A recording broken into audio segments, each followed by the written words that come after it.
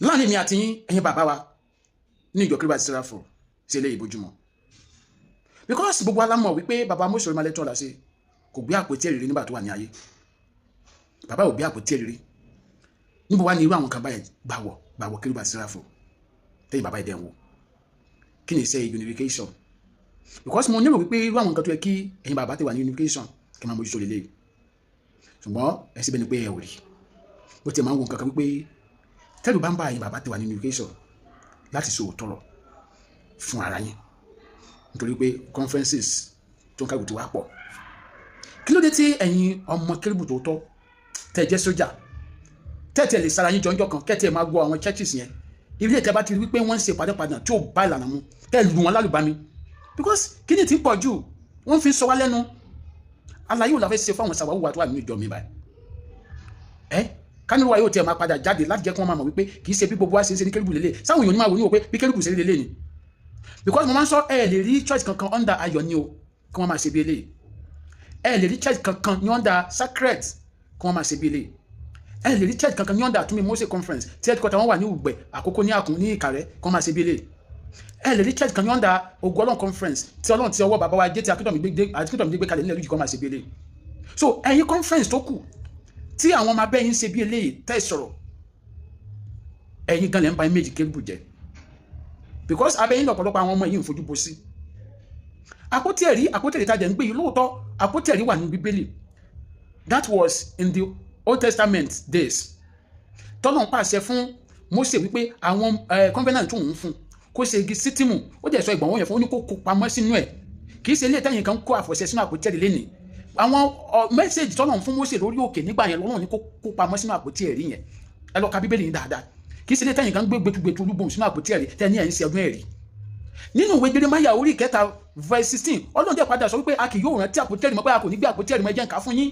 Jeremáyà chapter 3 verse 16 ó ní yóò sì ṣe nígbà tí ẹ̀yin bá pọ̀ sí tí ẹ sì dàgbà ní ilẹ̀ náà ní ọjọ́ wọn ni Olúwa wí wọn kì yóò sì tún lè wí pé àpótí ẹ̀rí májẹ̀mú Olúwa bẹ́ẹ̀ ni kì yóò sì wọ inú wọn kì yóò sì rántí rẹ̀ wọn kì yóò sì tọ́ wá pẹ̀lú bẹ́ẹ̀ ni a kì yóò sì tún ṣe é mọ́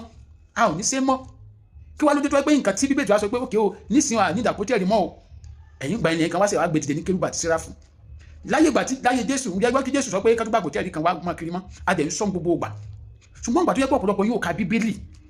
ọ̀pọ̀lọpọ̀ yẹn máa sọ pé nǹkan tẹ́ ń ka ojú Bíbélì lọ torí pé àwọn bíi tẹ́ ti ojú bọ̀ ẹ máa ní nǹkan tẹ́ ń ka ojú Bíbélì lọ mo dẹ̀ fẹ́ kó yé ẹ̀yin èèyàn púpọ̀ wọn tẹ́ ń wò yìí wọn ní ẹ̀mí mímọ́ ẹ̀bùn ẹ̀mí ni wọ́n ní ọ̀pọ̀lọpọ̀ wọn téèyàn bá ní ẹ̀bùn ẹ̀mí mímọ́ séèyàn máa miss dẹ́gà jíìn mọ́ miss Paris torí pé ó fẹ́ gbọ́ àpótí ẹ̀rí ẹ dá mi lọ téèyàn máa sọ wípé nǹkan tó ń ka Bíbélì lọ téèyàn bá ní ẹ̀mí mímọ́ torí ẹ̀mí mímọ́ máa ń tọ́yàn ni ọ̀pọ̀lọpọ̀ tó pé wọ́n ríran wọ́n rò pé àwọn ti da wòlíì whereas a rí àwọn tó kì í ṣe kìrìsìtẹ́nì bẹ̀ tí wọ́n ríran sí babaláwo kì í ríran babaláwo mi ríran náà so ẹlòmíì ẹ̀bùn ló ní kò ní ẹ̀mí mímọ́ torí ẹ̀mí mímọ́ máa ń tọ́yàn ni tí àwọn bá fẹ́ kí wọ́n bọ ẹsẹ̀ ẹ̀mí mímọ́ máa gá ẹ̀jẹ̀ wípé nǹkan tó fẹ́ ṣe yìí ò kò dáa kódà tó bá padà sí ẹsẹ̀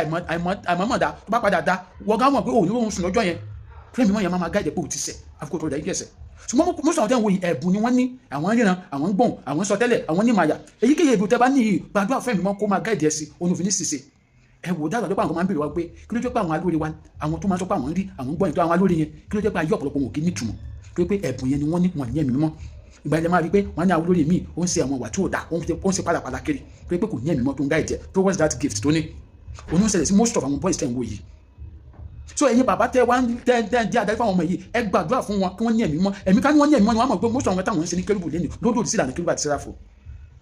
ẹ̀gbọ́n kan tó lónìí kan sọ ni ó ní ẹ̀mí mímọ́ jàre o sọ̀kalẹ̀ bí àdàbà kó wá gbénu ayé mi ẹ̀mí mímọ́ pàálẹ̀ mi ẹ̀mí mímọ́ fi Sọ́ọ̀lù sílẹ̀ ó di rédèrèdè ó fi Júdásì sílẹ̀ níṣẹ́ ló pokùnso jàre má fi mí lẹ̀ kémi má bá ṣiṣẹ́ torí láì sí ẹ̀mí rẹ̀ òfò lènìyàn jẹ́